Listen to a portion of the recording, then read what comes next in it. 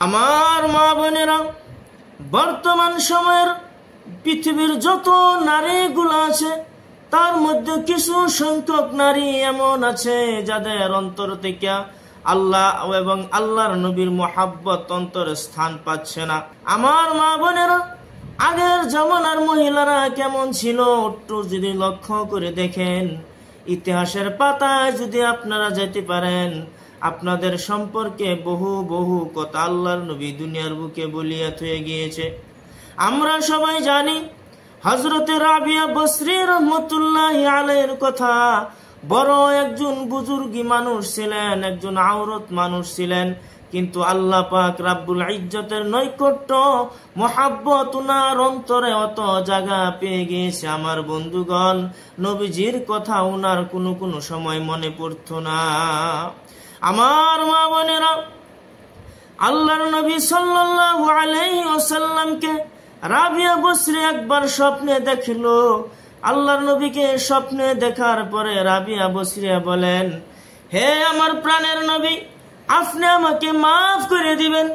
আমি বহু সময় আল্লাহ পাক রাব্বুল ইজ্জতের মোহাব্বতের মধ্যে আমি সর্বদা সব সময় আমি নিমজ্জিত হয়ে থাকি, আমি মশগুল হয়ে থাকি। নবী, কোন সময় এমন চলে যায় নবীজি, আপনার কথা আপনার মোহাব্বত আমার অন্তরের মধ্যে জায়গা পাচ্ছে না। রাবিয়া বসরি রহমতুল্লাহি আলাইহা বলেন, হে আল্লাহর নবী, আপনার কথা আমার মনে থাকে না। নবীজি, আপনার মোহাব্বত আমার অন্তরের মধ্যে জায়গা পাই না। তার কারণ হয়ে থাকলো অধিক সময় আমি আল্লাহ রাব্বুল আলামিনের প্রতি বেশি ধ্যানে মগ্ন থাকি, যার দরুনে আপনার কথা আমার মনে থাকে না। নবীজি গো, আপনি আমাকে মাফ করে দিবে। আল্লাহর নবী রাবিয়া বসরির কথা শুনে বলে, হে রাবিয়া বসরি, চিন্তার কোনো কারণ নাই। যখন তুমি আল্লাহ রাব্বুল আলামিনকে যখন তুমি মোহাব্বত করনেওয়ালা বনিয়া গিয়েছো, রাবিয়া বসরি, তুমি শুনিয়া নেও, তুমি জানিয়া নেও, যখন তুমি আল্লাহকে যখন তুমি মোহাব্বত করনেওয়ালা হয়ে গেলে, সঙ্গে সঙ্গে আমি নবীকেও তুমি মোহাব্বত করনেওয়ালা বনিয়া গিয়েছো। আল্লাহ পাক রব্বুল ইজ্জতে কালামে পাকের মধ্যে স্পষ্ট হিসাবে বলিয়ে দিয়েছেন, কুল ইন কুনতুম তুহিব্বুনাল্লাহ ফাত্তাবিউনি ইউহিব্বুকুমুল্লাহ।